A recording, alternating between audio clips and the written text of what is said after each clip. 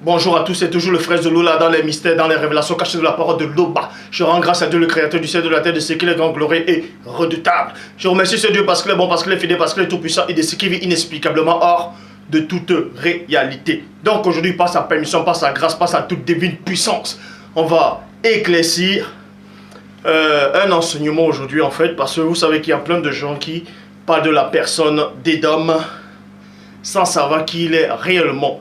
D'autres disent qu'Édom c'était l'ancêtre des Blancs et d'autres disent que Édom c'était un Blanc. Et que en fait la descendance d'Édom ce sont les Édomites et que les Édomites c'était des Blancs et d'autres disent que ce sont les Juifs, soi-disant les Juifs qui sont en Palestine actuellement. Vous ne devez pas ignorer qu'il est dit dans Proverbe 19 que le manque de science n'est bon pour personne.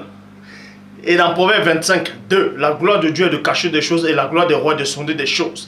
Mais néanmoins, il est dit dans Deutéronome 29, 29 que les choses cachées sont au Père. Les choses révélées sont à vous, sont aux créatures, sont aux humains. Mais ce Dieu terrible et redoutable dit par son Esprit Saint, le Moudi Maloba, que les apôtres authentiques ont reçu dans Jean 20, 22, dans Jérémie 33, 3. Demande-moi et je te relèverai des choses cachées, des choses que tu ne sais pas. Comme j'avais promis, nous entrons dans la phase 2. On va entrer dans les mystères même de la connaissance des Écritures. On va dévoiler le secret longtemps caché à l'humanité. Qui est réellement Esau et qui sont Esau, c'est-à-dire Édom, et qui sont réellement les Édomites actuellement. Pour ça, je vous exhorte à tous de vérifier dans vos Bibles, dans Genèse, chapitre 36, Genèse 36, verset 1, traduction Abbé Crampon. Il est dit, voici la postérité d'Esau, qui est Édom. Point. Donc on vous apprend qu'Esau, c'était Édom. Esau et Édom sont une seule et même personne. Bon, qui était réellement cet homme-là? Était-il ancêtre des Blancs ou était-il un Blanc lui-même? Pour ça, on va au commencement, dans Genèse chapitre 25, au verset 20. Bible parole de vie.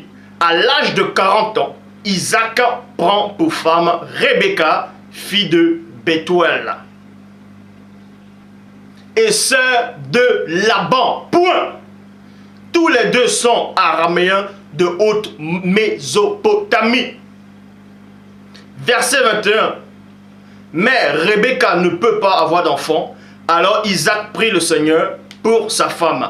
Le Seigneur écoute sa prière et Rebecca devint enceinte. Plein de gens maintenant vont croire, vont penser, vont s'auto-persuader qu'ils ont eu une révélation en disant que Jacob, Yikuba, c'est-à-dire et Esau, quand ils sont nés miraculeusement. Pourquoi je dis ça? Dans le verset 21 de Genèse 25, il est dit, mais Rebecca ne peut pas avoir d'enfant. Point. Alors Isaac prie le Seigneur pour sa femme. Point. Le Seigneur écoute sa prière et Rebecca devint enceinte. Certains vont dire, oui, mais Isaac a prié et Rebecca est tombée enceinte sans que Isaac puisse avoir des rapports conjugaux avec qu'elle. Non, puisque dans Romains chapitre 9 au verset 10, Bible des peuples dit, Rebecca était enceinte de notre ancêtre et portait des jumeaux.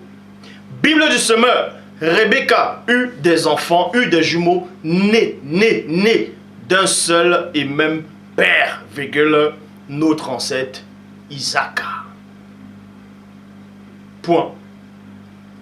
Genèse chapitre 25 au verset 22, Bible parole de vie, plutôt Bible en français courant.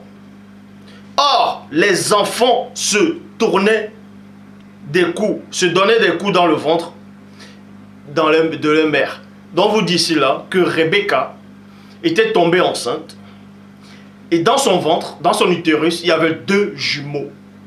deux jumeaux, c'est-à-dire ils étaient identiques. Ils se ressemblaient.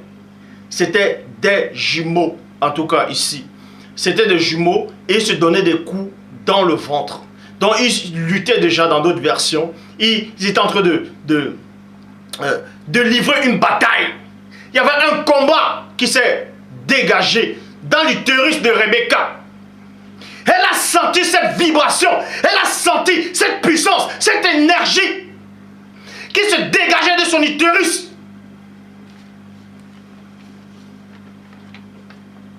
Genèse 25, verset 22. Bible en français courant. Or, les enfants se donnaient des coups dans le ventre de leur mère. Point. Elle s'écria. S'il en est ainsi, à quoi bon être enceinte? Point d'interrogation. Elle alla consulter le Seigneur. Bible du rabbinat français Zadokan. Comme les enfants s'entrepoussaient dans son sein, elle dit, si cela est ainsi, à quoi suis-je destiné? À quoi suis-je destiné? Et elle alla consulter le Seigneur. Donc Rebecca ici, quand elle est tombée enceinte, parce qu'avant elle était stérile, et Isaac est allé prier le Dieu vivant, Loba. Et Loba a exaucé sa prière. Et cette femme est tombée enceinte. Cette matriarche est tombée enceinte. Mais sauf qu'il y avait deux jumeaux. Et ces deux jumeaux-là symbolisaient quelque chose dans le plan spirituel, dans le grand ordre des choses. Mais ils étaient en train de lutter à l'intérieur. On va vous révéler pourquoi ils luttèrent à l'intérieur. Et pourquoi ils étaient différents, ces deux jumeaux. Pour savoir qui sont réellement les Édomites. Vous devez d'abord comprendre le mystère qui tournait dans l'utérus de Rebecca.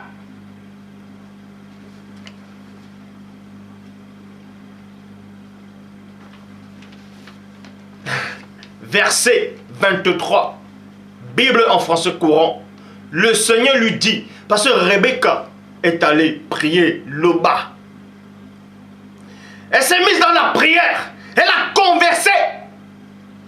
En tout cas par l'Esprit. Et l'Esprit lui a révélé.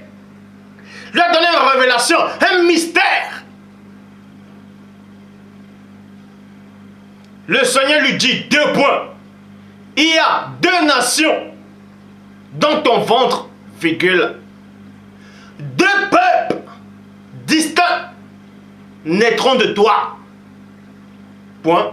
L'un sera plus fort que l'autre. L'aîné servira le plus jeune. Donc, c'est cette théorie.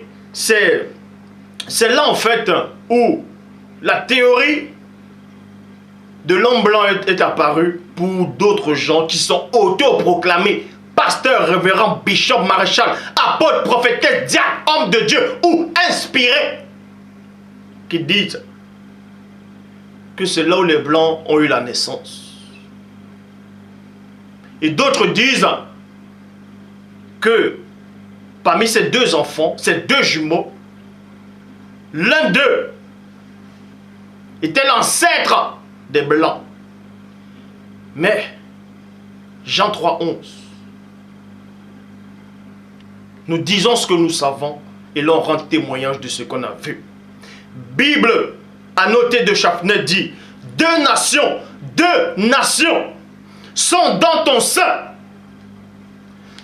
2 races se sépareront au sortir de tes entrailles.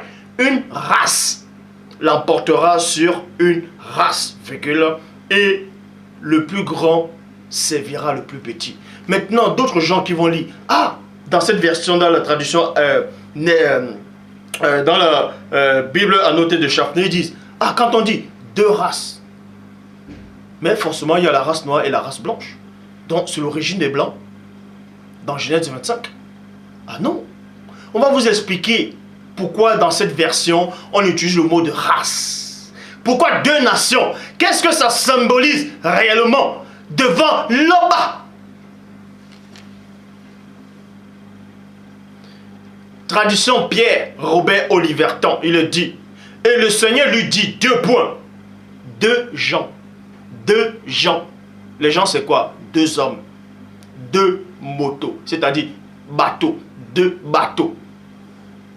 Sont dans ton ventre et 2 peuples, et 2 peuples départiront de tes entrailles, point. Et un peuple surmontera l'autre peuple, et le plus grand servira au moindre.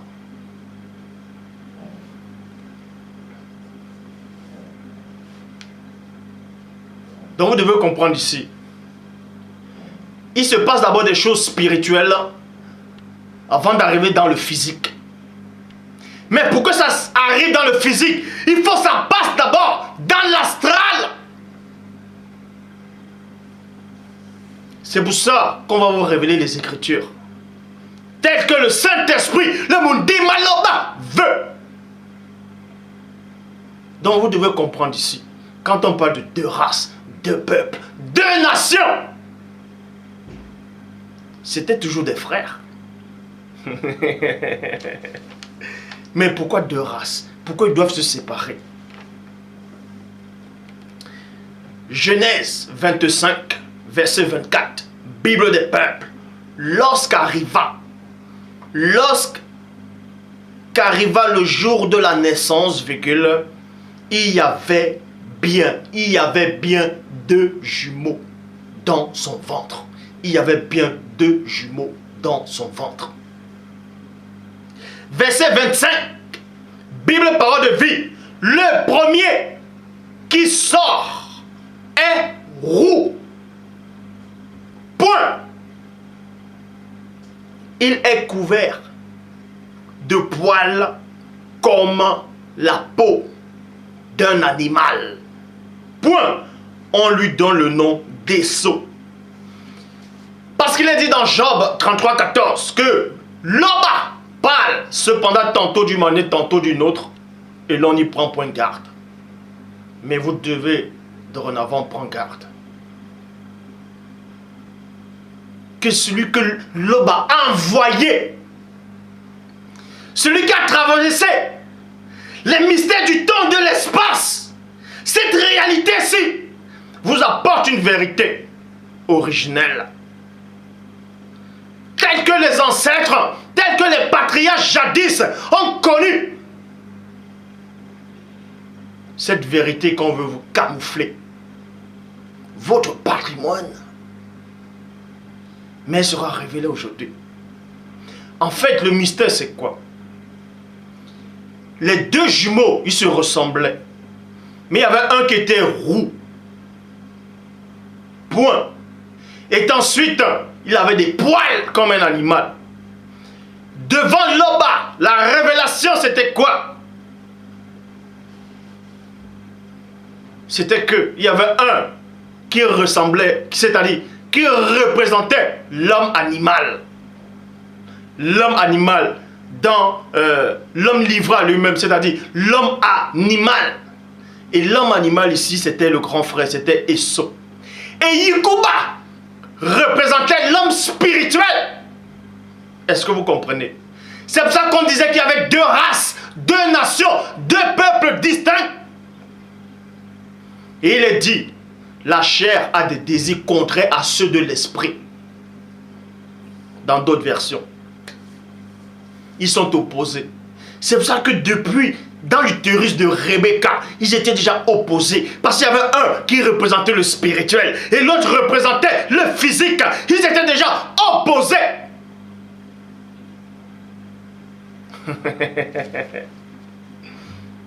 C'est pour ça qu'il est dit dans 1 Corinthiens, chapitre 15, au verset 46, Bible des peuples.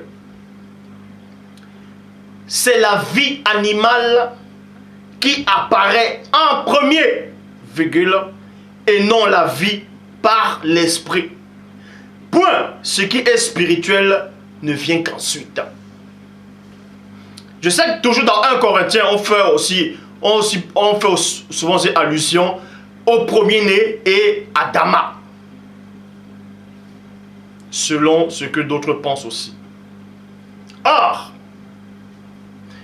vous devez comprendre que Yekuba représentait l'homme spirituel. Ça ne veut pas dire qu'il était esprit, mais il était orienté dans le monde spirituel. Il représentait l'homme spirituel devant le Père.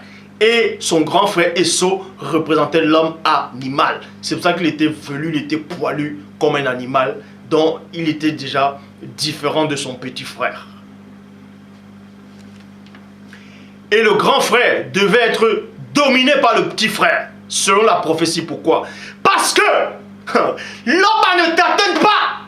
Il a donné le pouvoir à Moto, à Adama, de dominer sur les animaux de la terre. Donc il a aussi fallu que cet homme-là, Esau, Édom, qui représentait l'homme animal, puisse être dominé par son petit frère. Parce que dans l'ordre des choses, Adam est venu après les animaux. Donc les animaux sont plus âgés qu'Adam. Mais Adam devait dominer sur eux. De même que Esau. Édom était plus âgé qu'Yekuba. Mais Yekuba devait dominer parce qu'il représentait l'homme spirituel. C'est ça la révélation. Et ensuite il est dit dans Malachie chapitre 1 verset 2, Bible parole de vie, le Seigneur déclare à son peuple, 2 points, moi le Seigneur, je vous aime, mais vous me demandez, 2 points. Où est la preuve de ton amour? Point d'interrogation. Je vous réponds 2 points. Est-ce qu'Esau n'était pas le frère de Yekuba? Point d'interrogation. Pourtant, j'ai préféré Yekuba. Verset 3, Bible en français courant. Mais j'ai repoussé Esau. Dans d'autres versions, on dit j'ai aimé Jacob et j'ai haï Esau. Dieu a repoussé Esau parce que Esau représentait l'animal. Il représentait la vie animale. Et Yekuba représentait la vie spirituelle. C'est pour ça que Dieu a préféré Yekuba. Ça n'a rien à voir que le blanc est arrivé par Esau. Mais il était roux. Parce que, pourquoi il était roux? Là, on va maintenant vous donner une autre révélation. Quand vous lisez dans le livre de l'Apocalypse, on fait allusion à un cavalier roux qui représentait le sang égorgé, qui représentait la bestialité, l'animal. C'est pour ça qu'il était roux. Il est sorti entièrement roux. Parce que les animaux maintenant, quand on voit un animal, on pense quoi? Au sang. Le sang versé. À la barbarie. C'est pour ça qu'il était roux, il est sorti roux. Mais sa couleur représentait déjà sa nature. Et en plus, il était velu comme un animal.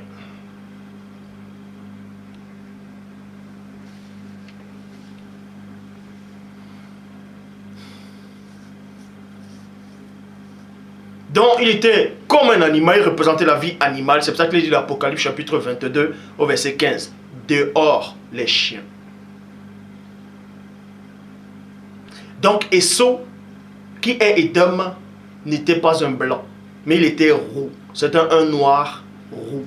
C'était un noir qui était roux. La preuve. Il y a bien des noirs qui sont roux comme Esau. Voilà la preuve. Ça, ce sont des noirs. Mais qui sont roux. Vous voyez? Ce sont des noirs. Voilà. D'autres ont des cheveux blonds. Mais ce sont des noirs. Ce sont des noirs. Et Esau, vous voyez? Ça, ce sont des noirs. Ce ne sont pas des métis. Ça, ce sont des noirs. Ce sont des roux, en fait. Vous voyez? Regardez cet enfant qu'on a porté. Voilà le... Regardez cet homme-là. Le parent, regardez l'enfant. Il est tout roux. Il est tout roux. il est tout roux. Vous voyez? C'est là. Je vous le dis, ce ne sont pas des métis. Ils sont roux, ce sont des noirs. Eh oui, c'est ça les photos. Ce sont des noirs. David aussi était, dans d'autres versions, on dit qu'il était roux. Mais la version qui dit que David était blanc, c'est-à-dire on veut faire passer David pour un blanc, c'est complètement faux. David aussi, on dirait qu'il était roux. Dans d'autres versets, on dit que ses cheveux étaient roux. Parce qu'il aussi trop versé le sang. Vous connaissez l'histoire de David, il a beaucoup versé le sang. Et même la parole dit, on disait à David, tu ne peux pas, tu ne dois pas construire le temple parce que tu as versé trop de sang. Parce qu'il représentait à un moment la vie animale. Mais deux fois, il venait dans le côté spirituel. Donc faites attention quand vous venez prêcher la parole de Loba, si vous ne vous a pas envoyé. Donc, Esau était non seulement comme ça, mais il était velu comme un loup-garou. Parce qu'il représentait l'homme animal, totalement animal. Et Yacouba représentait l'homme spirituel. Mais c'était des frères. Ils sont nés du même père, de la même mère. Ils sont sortis de la même utérus. Mais c'était deux nations distinctes. C'était deux races. La race spirituelle et la race animale. C'est ça la révélation. Donc, maintenant, pour vous démontrer, toujours dans la Bible, que les Édomites, donc, sans vous dire les Édomites, ce n'est pas les faux juifs qui sont soi-disant en Palestine ou à Jérusalem actuelle. Les Édomites sont comme ça. Les Édomites, ils ressemblent à ça. Et ce n'est pas des métis. Les Édomites ressemblent à ça. Vous voyez? Les Édomites ressemblent à ça. Et ce n'est pas des blancs. Ce n'est pas des métis, ce sont des noirs. Mais ils sont roux. Et en Afrique, dans d'autres pays, même au Cameroun, on les appelle des Ngenguerou. Ngenguerou, le mot roux apparaît, Ngenguerou. Maintenant, il y a d'autres qui sont encore plus clairs encore. On les appelle des albinos. Mais là, les albinos, je ne veux pas parler des albinos aujourd'hui. Pourquoi les albinos ils sont comme ça, pourquoi la lumière les fait mal aux yeux, tout ça. Bref, on ne va pas parler du mystère des albinos, comment ils sont arrivés, tout ça. Bref, mais ici, là, ces roux-là, Esau était roux, mais il était noir. Mais sauf qu'il représentait la vie animale.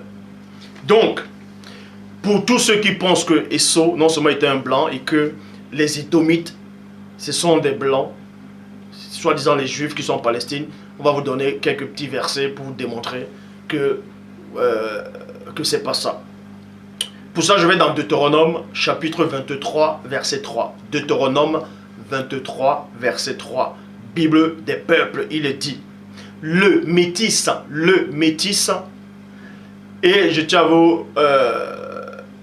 à vous dire que dans cette version, quand on dit le métis, ça n'a rien à voir pour ceux qui pensent peut-être que le métis, selon ce qu'on vous traduit maintenant dans vos dictionnaires qui n'ont pas de sens. On vous dit le métis maintenant, c'est peut-être un Français qui couche, qui a un enfant avec on va dire, un Africain ou bien un Français ou un Américain qui couche avec, qui a des rapports avec un Allemand et l'enfant sort, on dit c'est un métis. Non, c'est pas ça.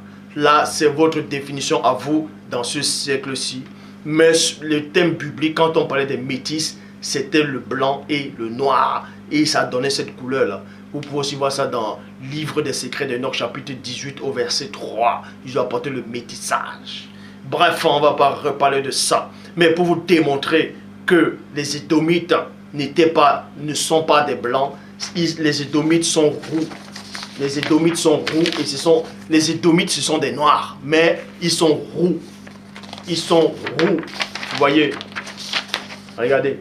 Les Édomites ne sont pas des blancs, ne sont pas des métis, mais ils sont roux, ce sont des noirs. Mais ils représentaient la vie animale. C'est pour ça qu'il est dit dans Deutéronome chapitre 23, verset 3, Bible des peuples, le métis non plus n'entrera pas dans la communauté de Loba. Point. Même à la 10e génération, il est inclus de la communauté de Loba. Donc vous dites ici là, au temps du peuple d'Israël, les métis, Et dans d'autres versions, on vous dit, les enfants illégitimes ne devront pas entrer dans la communauté de Dieu. Jusqu'à la 10e génération, ils sont exclus de la communauté de Loba. Et c'était des métis. Bible pastorale de Maret Sosa. Le métis n'entrera pas non plus dans l'assemblée du Seigneur, même jusqu'à la 10e génération. Verset 8. Verset 8. Bible des peuples. Tandis que dans d'autres versions, c'est dans le verset 7.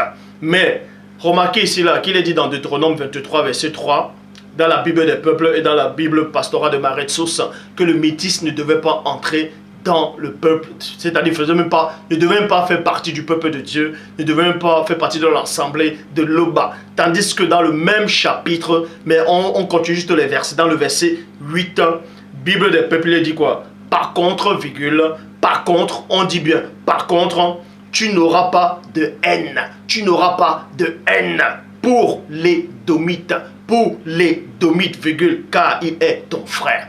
Dieu! Donc, on vous montre ici, dans Deutéronome 23, verset 3, Bible des peuples et Bible pastorale de Maret Sosa, que les métis ne devaient pas entrer, les enfants illégitimes qui sont nés d'un mauvais commerce ne devaient pas entrer dans l'assemblée, dans la communauté de Dieu. Tandis que dans le verset 7, on demande toujours à ce même peuple d'Israël dont on a donné les conditions, que tandis que les Domites, tu ne dois pas le considérer comme les métis, tu ne dois pas le considérer comme les enfants impurs, comme les enfants illégitimes, car c'est ton frère. Donc la parole vous montre ici là que Édom, les Domites n'étaient pas un métis. N'étaient pas un métis. Les Domites ne sont pas un métis. Point barre. Bible, parole de vie. N'ayez pas les Édomites en horreur, virgule, parce qu'ils sont vos frères. Alors, si les Édomites étaient des blancs, ou bien les Édomites, c'était des métis, pourquoi donc on les refuse d'entrer dans le peuple de Dieu, dans l'assemblée de Dieu, et en même temps on demande encore de ne pas les détester, que ce sont vos frères? Vous voyez que ça tient plus la route. Ceci pour vous montrer que quand vous lisez les Écritures, ou bien quand vous écoutez les gens vous raconter les Écritures, faites très attention. Faites très attention. Faites très attention. Donc les Édomites, ils sont roux. Les Édomites ressemblent à ça. Vous voyez, les Édomites ressemblent aux Papous, à ceux qui sont aux aborigènes qui sont en Australie. Vous voyez, donc si vous cherchez la descendance d'Esau qui est Édom, n'allez pas soi-disant à Jérusalem, c'est complètement faux. Les Édomites, ils sont des Noirs. Mais, sauf que on ne devait pas les regarder comme abominables. Pourquoi le mot abominable apparaît? Parce que les ancêtres, c'est-à-dire les aïeux, représentaient la vie animale. Ils représentaient l'homme terrestre, c'est-à-dire l'homme animal livré à lui-même. Vous voyez? C'est pour ça que le peuple d'Israël devait, en tout cas le véritable peuple d'Israël de l'Afrique ancestrale, devait s'éloigner d'eux. Pour ne pas se laisser distraire. C'est-à-dire, s'ils avaient des rapports avec les Édomites, ils allaient faire n'importe quoi, ils allaient leur ressembler. Vous voyez, ils allaient être corrompus.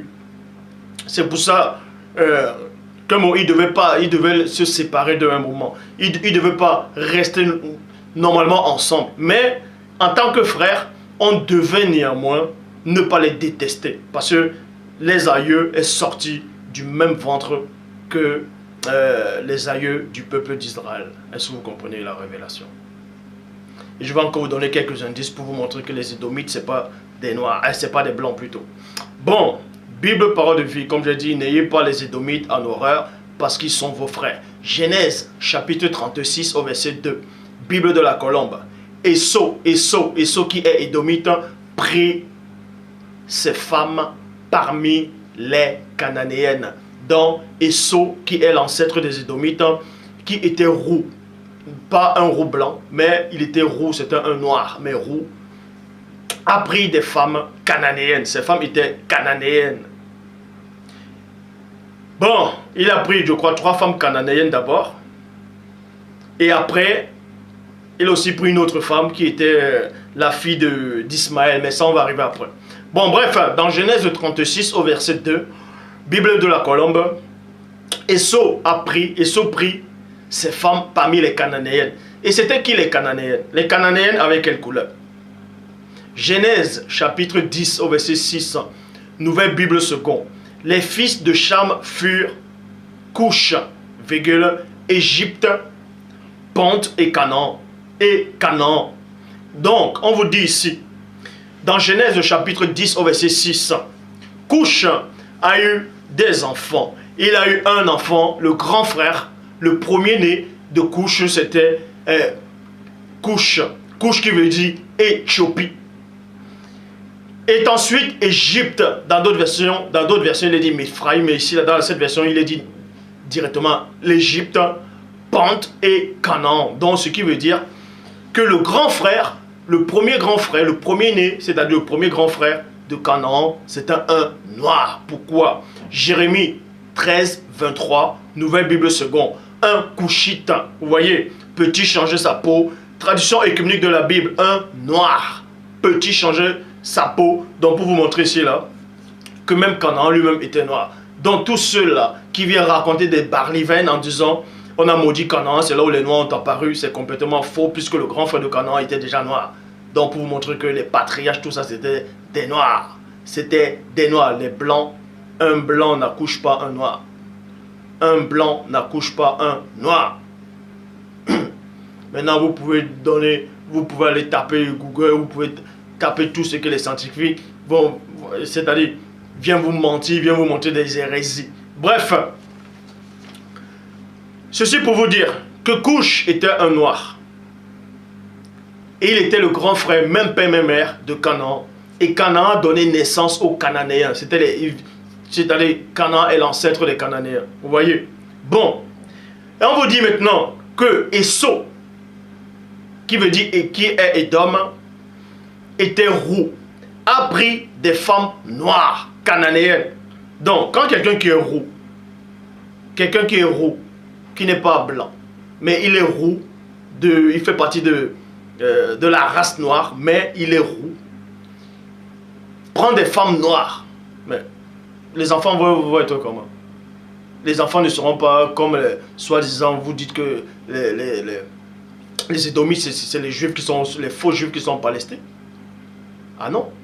Un roux et une femme noire, ça donne naissance à quoi?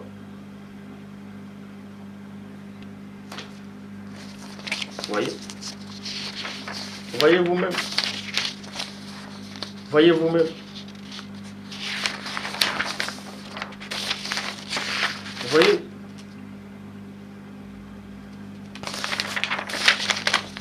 Vous voyez? Regardez le papa, il est tout noir. Regardez l'enfant, c'est un roux. Vous pouvez taper sur Google, chercher, chercher les documents, vous voyez que la femme de cet homme-là n'était pas une blanche ou une métisse. Vous voyez? Donc, ceci pour vous dire, Esau, qui est Édom, a pris des femmes noires. Ils ont eu des enfants, ils ont peuplé. Et ensuite, dans les Édomites, sont comme des aborigènes. Et dans Genèse 36, au verset 3, Esau a pris aussi une fille, a pris aussi la fille d'Ismaël. Esau a pris la fille d'Ismaël. Et on sait qui était Ismaël. Ismaël, sa maman, selon la Bible, était une Égyptienne. Et les Égyptiens, c'était des Noirs. Vous voyez? Ismaël lui-même était noir. Il n'était pas basané. Tout ça, c'est faux. Puisque Abraham lui-même était noir. Je dis bien, tous les patriarches sont des Noirs. Dieu n'a envoyé aucun prophète blanc. Dieu n'a envoyé aucun prophète d'une autre couleur. Qu'on ne vous trompe pas. Dieu n'a envoyé aucun prophète d'une autre couleur excepté les Noirs. Tous les patriarches étaient des Noirs. Ça, je l'ai déjà démontré. Donc, pour vous montrer ici, là, vous qui pensez à tous ces Noirs qui sont dans le monde entier, qui pensez que les Édomites, ce sont les faux Juifs qui sont en Palestine, vous êtes gourés. Les Édomites, ce sont vos frères. Ce sont des Noirs, mais sauf que ils viennent d'Esau. Esau qui représentait la vie animale. Et ça représentait par rapport à sa couleur. Vous comprenez? Et maintenant, le peuple d'Israël avait fonction, avait pour but d'éclairer les frères, pour les ramener à la raison, pour qu'ils sortent de l'état animal pour venir à l'état spirituel. Bon, le Père s'est encore glorifié.